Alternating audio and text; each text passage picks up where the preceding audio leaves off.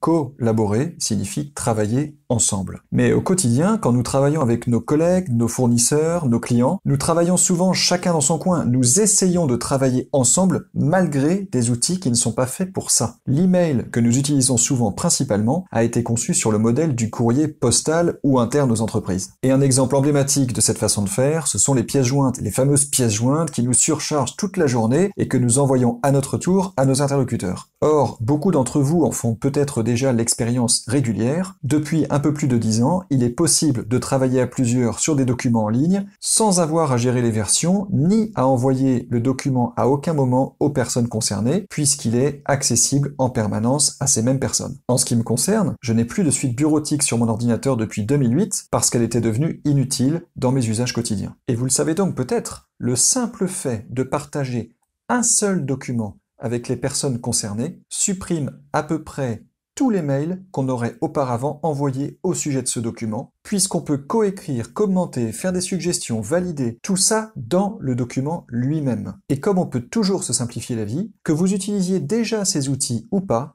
je vous propose l'action suivante. Ciblez un sujet de production de votre quotidien qui s'appuie encore sur le mail et dont vous aimeriez simplifier le fonctionnement. Par exemple, l'ordre du jour ou le compte-rendu d'une réunion à venir. Un contrat à relire, à corriger, à valider. Des fiches qualité sur lesquelles il faut recueillir des contributions et là aussi les faire valider par différentes personnes puis les mettre à disposition. L'organisation des congés d'une équipe ou de plusieurs équipes entre elles dans un seul document plutôt que dans de multiples pièces jointes et emails. La construction d'une proposition commerciale, la relecture et le travail sur une proposition envoyée par un fournisseur ou un prestataire, le document de cadrage d'un projet, bref, tout document qui aujourd'hui conduit à faire circuler des mails, voire des versions de fichiers.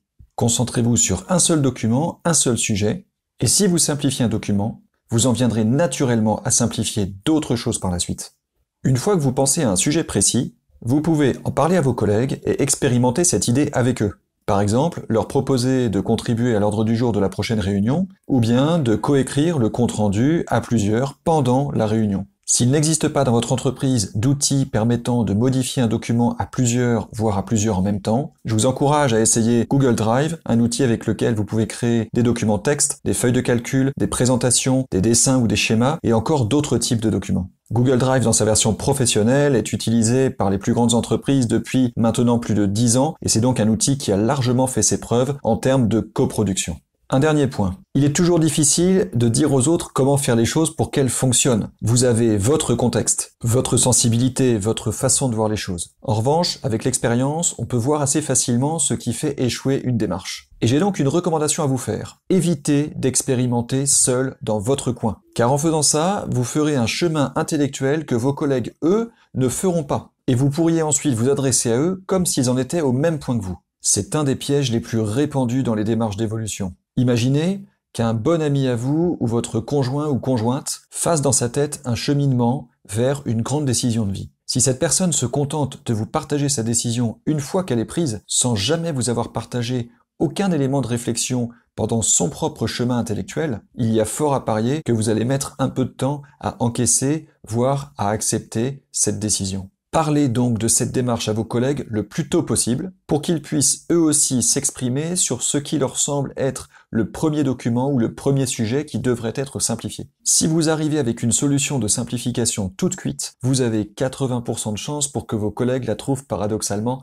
trop compliquée, parce qu'elle sera différente de leurs habitudes et qu'ils n'auront pas pu faire le chemin, problème, besoin de simplification, solution, expérimentation. Dites-nous en commentaire ce que vous avez décidé de simplifier. Et dites-nous aussi ce que vous avez pensé de cette vidéo. C'est très important pour nous aider à partager des vidéos qui puissent vraiment vous aider à simplifier la collaboration au travail dans votre quotidien. Bien sûr, abonnez-vous à notre chaîne, et si c'est déjà fait, mettez un like sous la vidéo. Ça nous aide à savoir ce qui vous intéresse, et ça la met en avant sur YouTube. Nous regroupons et publions toutes nos astuces sur le blog de Digital Collab, donc allez-y, abonnez-vous, c'est 100% gratuit. À bientôt pour une prochaine vidéo avec grand plaisir.